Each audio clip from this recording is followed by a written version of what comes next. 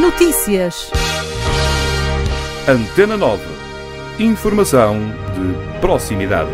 Com o jornalista Souto Gonçalves. A água de Pedro Miguel já pode ser consumida sem restrições. A informação foi avançada pela Câmara Municipal em resultado da contraanálise. PSD acusa o Governo de dar apenas mais 3 cêntimos por dia aos idosos e de diminuir o apoio aos medicamentos. O Governo, por seu lado, diz que os hospitais dos Açores estão a aproximar-se do equilíbrio financeiro. Empresários querem mais ligações aéreas para o Triângulo e articulação de horários nos transportes terrestres, marítimos e aéreos.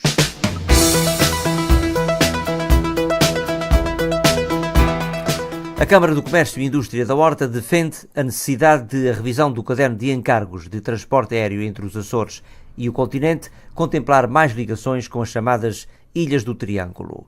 O vice-presidente da Câmara do Comércio, Carlos Moraes, expressou esta ideia na tarde de ontem após uma reunião com o secretário do Turismo e Transportes. Moraes interrogou-se sobre o futuro modelo de transporte aéreo para o Triângulo e para as Flores e o Corvo. O Ministério da Economia e o Governo dos Açores, recorde-se, criaram um grupo de trabalho para analisar, até dezembro, uma proposta de liberalização do espaço aéreo entre a região e o continente, que irá entrar em vigor em 2014. Carlos Moraes disse que é necessário salvaguardar as gateways que já existem e aumentar as frequências para esta zona do arquipélago. O vice-presidente da Câmara do Comércio aproveitou o encontro com o secretário do Turismo e Transportes, Vítor Fraga, para alertar para o facto de forma frequente, ficarem contentores atrás com destino ao Grupo Central. Entretanto, e em face da implementação do Plano Integrado de Transportes nos Açores em 2014, anunciado por Vítor Fraga no início da semana, Carlos Moraes afirmou ser necessário compatibilizar os horários das ligações do transporte terrestre, marítimo e aéreo. As unidades de saúde dos Açores estão a aproximar-se do equilíbrio financeiro, diz o secretário regional da Saúde. Luís Cabral revelou que o investimento neste sector baixará em 2014 por causa da diminuição de obras em infraestruturas. Para o titular da pasta da Saúde, é, no entanto, necessário continuar a realizar um trabalho muito direto com as unidades de saúde, no sentido de encontrar alguns focos de otimização da despesa. O governante deu como exemplo o Hospital do Divino Espírito Santo, em São Miguel, o maior dos Açores, que reduziu significativamente o seu déficit ao longo deste ano, demonstrando que é possível reduzir o volume de despesas nas unidades de saúde. O Governo Regional vai embolsar mais 43 milhões de euros em receitas fiscais em 2014, mas não canalizará esse dinheiro para quem mais precisa, nomeadamente os idosos. A acusação é do líder do PSD Açores. Duarte Freitas diz que, em vez de compensar quem mais precisa, o Governo vai dar 3 cêntimos por dia no complemento dos idosos e diminuir o apoio aos medicamentos. O líder regional social-democrata afirma que o partido ainda está a analisar a proposta de orçamento da região para 2014, mas criticou as opções financeiras, lembrando que o documento também já foi criticado por comerciantes, agricultores e sindicatos. O Governo Regional, recorde-se, anunciou no final da passada semana que vai alargar os beneficiários da remuneração complementar e os complementos de pensões e reformas. O objetivo é mitigar o efeito do aumento de impostos nos Açores previstos para 2014, diz o executivo de Vasco Cordeiro. As medidas fazem parte do plano anual e do orçamento da região para o próximo ano, que serão discutidos no Parlamento na última semana de novembro. A água da torneira em Pedro Miguel já está em condições de ser consumida. A Câmara Municipal da Horta informou que, na sequência das diligências efetuadas pelos serviços municipais e do resultado da contraanálise realizada, a normalidade foi restabelecida. Recorde-se que a freguesia de Pedro Miguel foi afetada, tal como já aconteceu com a Matriz e a Conceição recentemente, pela contaminação da água de consumo público provocada por uma bactéria. O presidente da Comissão Europeia diz que nunca criticou o Tribunal Constitucional, mas apenas salientou eventuais implicações das suas decisões. No final de um encontro entre o governo português e o Colégio de Comissários, que ontem decorreu em Bruxelas, Durão Barroso reiterou que um chumbo das principais medidas orçamentais pode pôr em risco o regresso de Portugal aos mercados. Este é o primeiro tema de uma síntese da atualidade nacional com a jornalista Fátima Guerreiro, da Agência Lusa. Barroso sublinhou respeitar estritamente o princípio da separação de poderes e que pessoalmente sempre se absteve de criticar decisões de tribunais.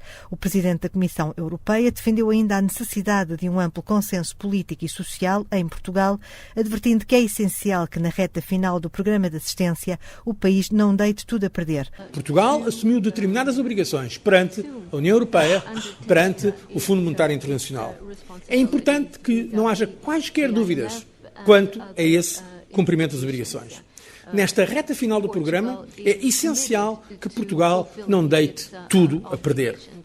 Continua a ser importante ter o mais amplo consenso político e social para concluir com êxito o programa de ajuda externa, quando faltam apenas 3 avaliações e cerca de 8 meses para a conclusão deste programa. É ponto de honra para Portugal concluir o programa de assistência sem reforço de envelope financeiro. A afirmação é do Primeiro-Ministro Pedro Passos Coelho em Bruxelas, afirmando estar convicto de que há todas as condições para o fazer.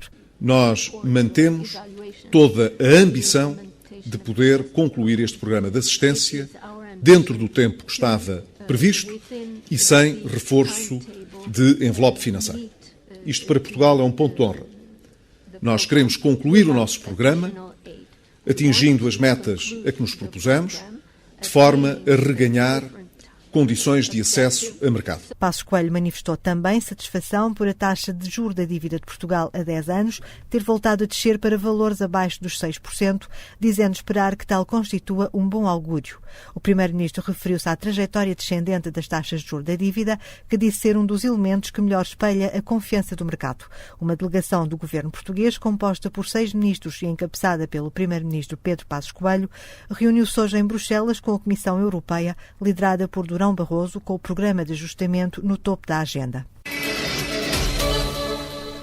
O Ministro da Defesa Nacional, Aguiar Branco, defende a revisão da Constituição, argumentando que existe em Portugal a tentação de um Estado totalitário. Acho que a revisão constitucional é uma questão de afirmação da liberdade da sociedade civil. Dizia um político que eu muito admirei, que julgo que também muitos aqui admiram, que era Francisco Sá Carneiro, que o Estado, e dizia ele a propósito do Estado Social, o Estado Social é um Estado que é necessário que exista nas democracias modernas, é um Estado que deve estar preparado para ir ao encontro das necessidades mais exigentes das sociedades modernas, mas o Estado Social que absorva a sociedade por completo, ou que tenda a absorver a sociedade por completo, é um Estado totalitário.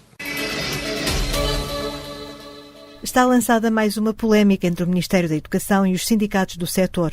Mário Nogueira, da Federação Nacional dos Professores, critica o despacho que fixa em 20 euros a inscrição nas avaliações dos professores. Também se percebe, então, porque não se percebia, porque é que eles querem obrigar toda a gente a fazer a prova. Não se percebia porquê, era até um bocado absurdo e agora já se percebe.